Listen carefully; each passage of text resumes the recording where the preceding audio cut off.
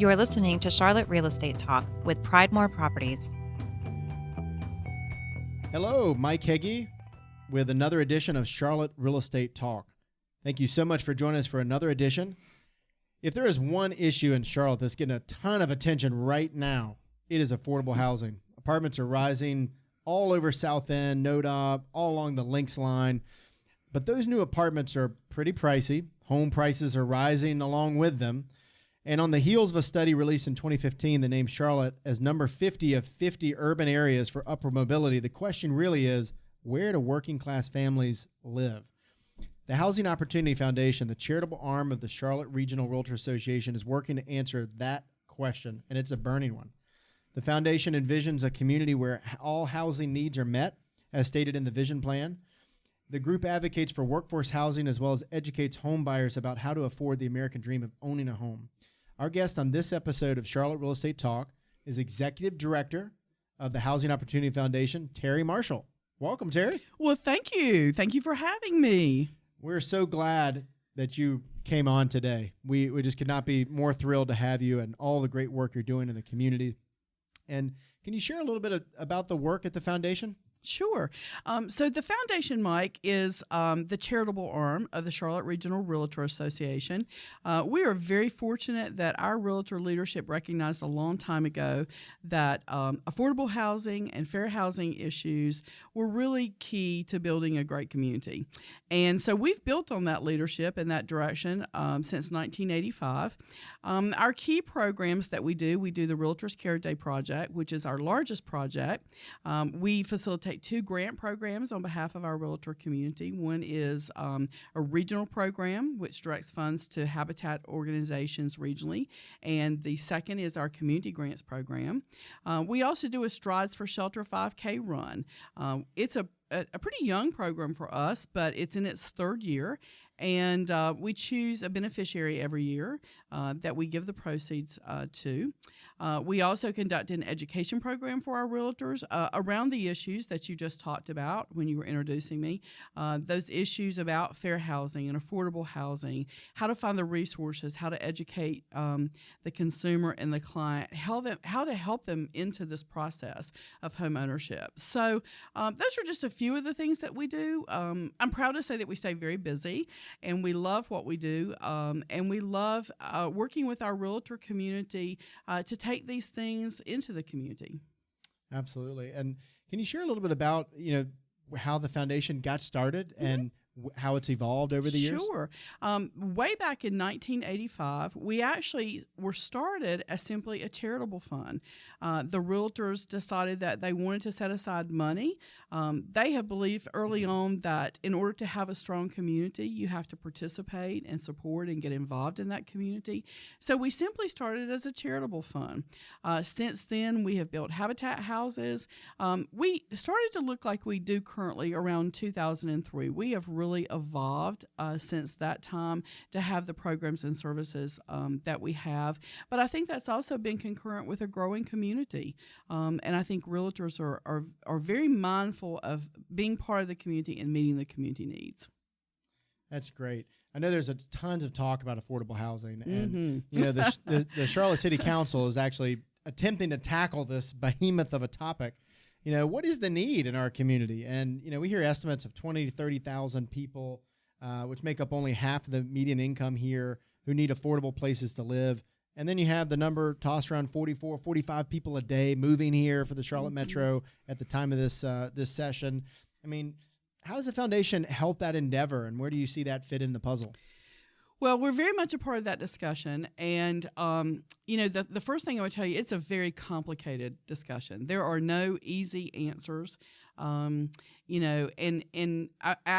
were at City Council meeting Monday night, and there was a large crowd there, in favor of affordable housing. And the stories were very, very compelling. I mean, people were sharing that they can't afford to live in the city. And that is an issue.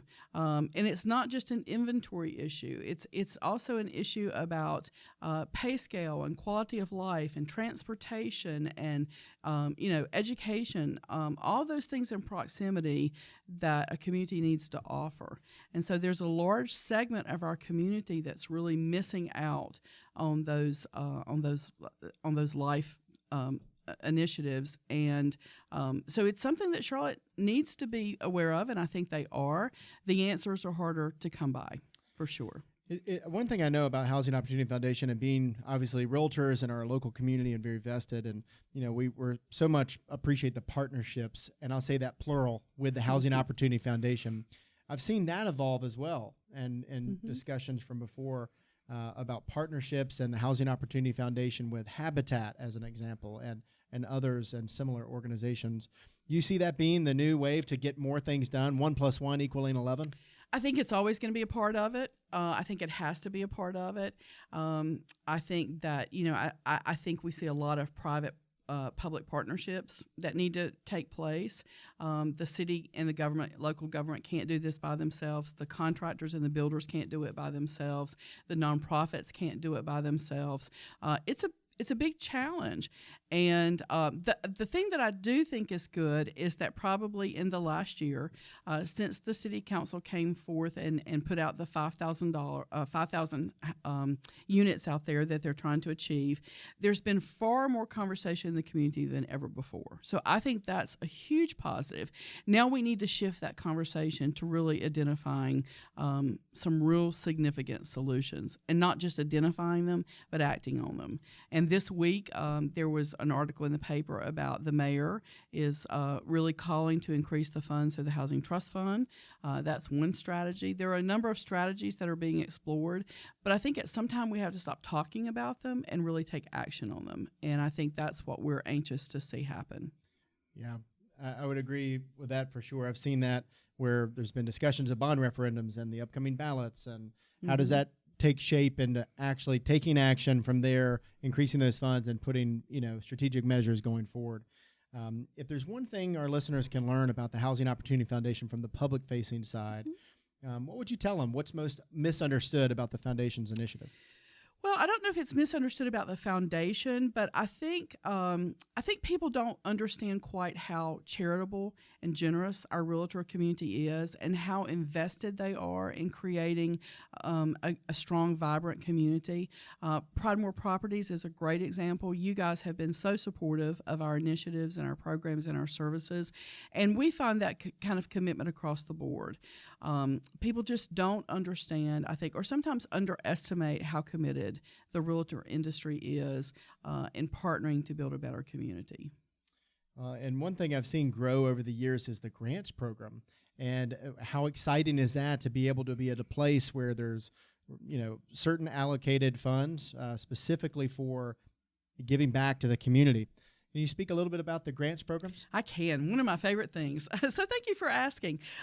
We have grown those programs in 10 years. We're looking forward to growing them in the future again. In 2017, we gave just at $65,000 to those two grant programs. We also do a humanitarian award, which we distributed funds into the community. So we're very excited about the direction those programs are taking.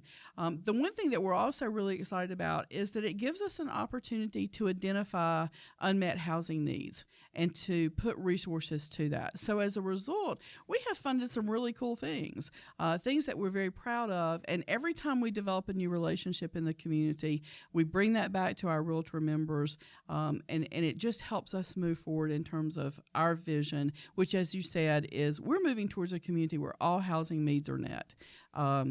Whether that is homelessness or home ownership, rental, we just believe everyone deserves a safe and affordable place to live.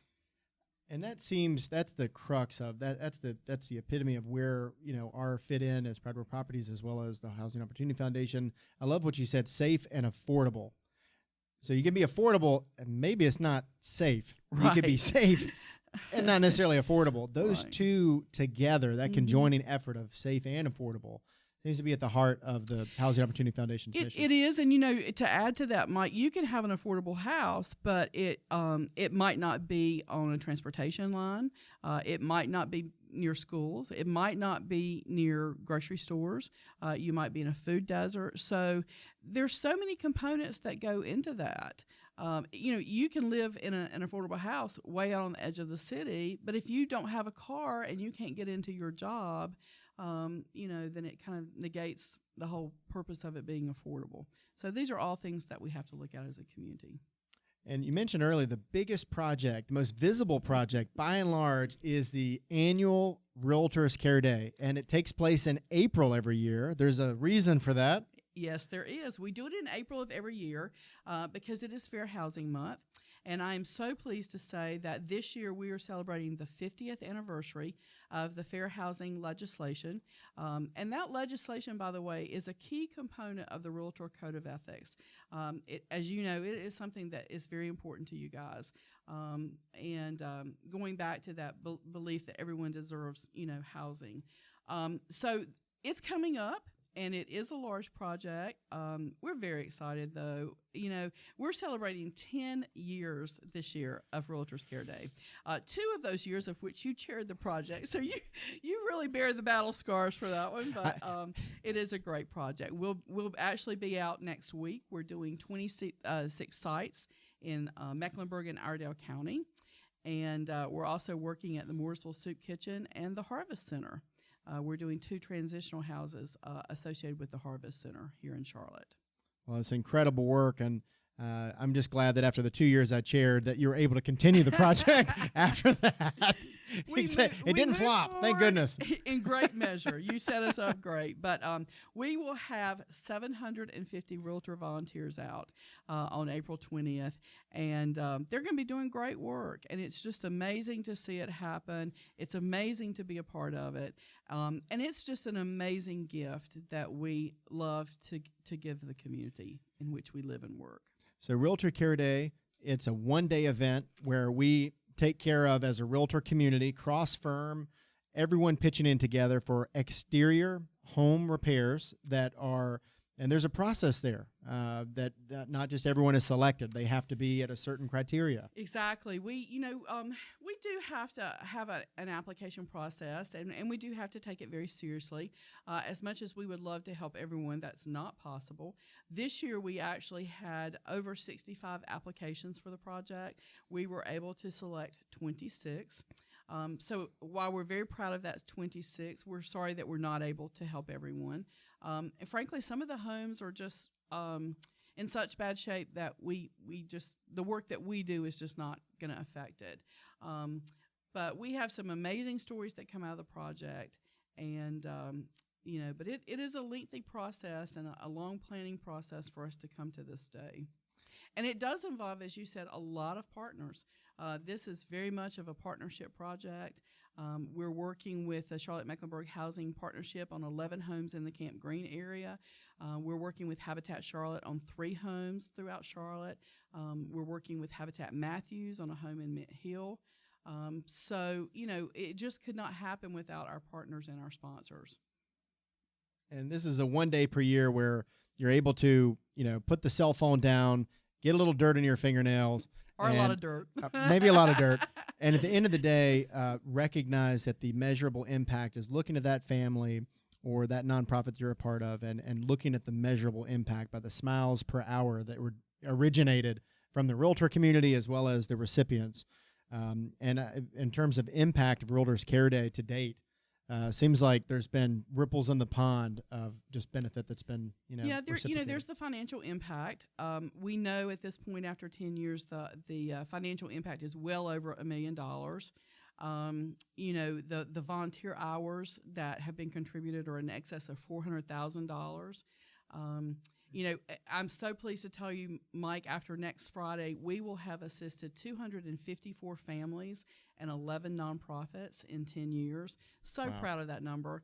Can you believe that? I can't believe it. Number one, can you believe that? No. But, there's also the impact, the personal impact on the families.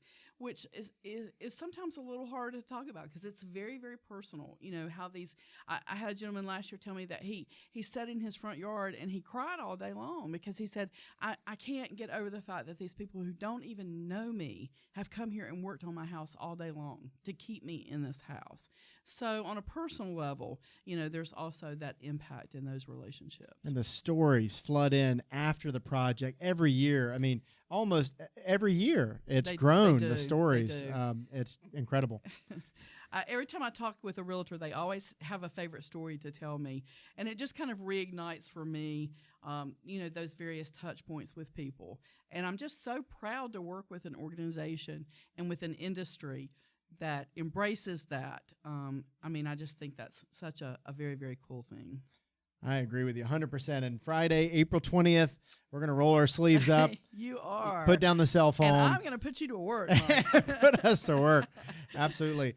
Terri, can you share a little bit of where folks can go to learn more about the foundation? Sure. You can go on carolinahome.com. You'll see us actually on the landing page of that website. You know, click on it and pull down information about us. We are doing a food drive in conjunction with next Friday. If you're interested in contributing to that, you can drop items off at our office at 1201 Greenwood Cliff. We'd love to have you be a part of that. But give me a call. You know, my information's on the website. And if you'd like to talk about the foundation or if you have an idea for a partnership, we are always open to those conversations, and I'd look forward to talking with you. This has been great. I have always loved being with you, Terri Marshall, and learning more about the foundation. I learn more each time, and just can't thank you enough for coming in on the podcast today and learning a little bit more about the Housing Opportunity Foundation.